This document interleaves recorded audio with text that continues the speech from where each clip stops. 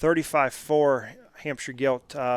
is one that is probably a little different than her mates in terms of length of side, length of spine, but in terms of skeletal build, I still think she maintains the same quality as the rest of her mates. She just does it in a shorter spine package to where she's a little more robust, but still form and function is number one for us in our Hampshires, and I think this one still does that.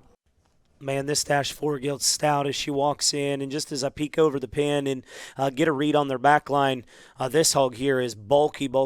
in her mid-body, and just one that's so short-bodied, so round-ribbed, and I mean, she is as square-muscled in terms of just the roll to her upper skeleton as you could ever make her. If you like your Hampshire Gilt shorter-bodied, bigger-chested, and just square-muscled, this one's going to be those things, and yet I think in comparison to her litter mates, I think she probably offers just a shot more feature, but I still think she's got a neat kind of head about her, and certainly not one that looks just too quick about her head. I think one, too, that as she leaves you right away, she doesn't give anything up because that hog's got a great chest, and she leaves you with that same kind of power and that same kind of dimension,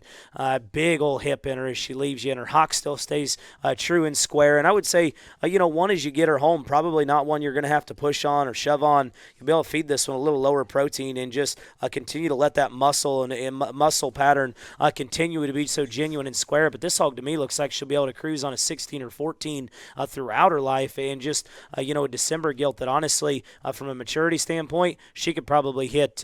both majors plus a state fair and probably really hit her stride there at the end of the summer because she is just so short bodied and so genuine in terms of her muscle shape.